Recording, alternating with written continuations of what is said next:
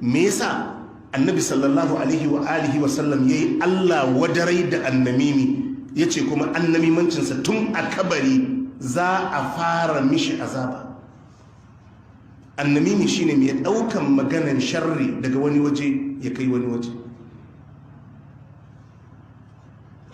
Haka yadda kake ganin gamunan a zaune ga malam Usman ga malam Mahmud, idan wani abu ya tashi waɗannan hatta iyalansa za su je su yi zumunci a wajen iyalan wannan. In daga ran da ka ɗauki wata mummunar magana ka gaya ma wannan ya faɗa, in ka raba tsakaninsu ba ka haɗa su rigima ba ne, ka raba hatta 'ya'yansu, har 'ya'yansu ka yanke zumunci tsakaninsu.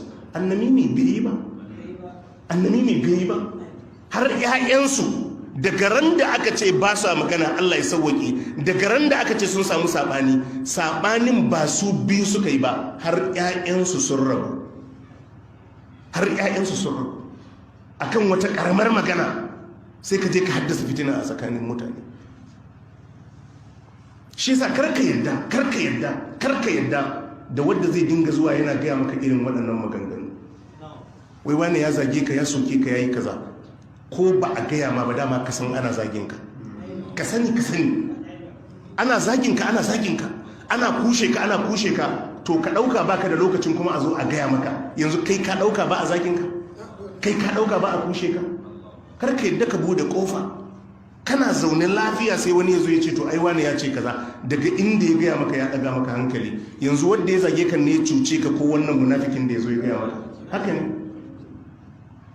Ko malaman addini da yawa akwai wadda suka bude wannan kofan a dinga zuwa ana kawo musu labarbaru. Yanzu muka gama karanta annabawa yadda aka dinga daga da su, ya za a yi ka karanta suka yi da'awa ba a zage ka? Zai yiwu ne? Ba zai yiwu ba. Kullun ya amadu ala shakilatihi, masu zagi su je su yi zagi, kai kuma ka ci gaba da karanta zuwa da da'awa. Kar ka bude kofa wani zai ce maka wai an zage ka. Za ka yi ta wahalar da kanka, za ka yi ta shiga kunci,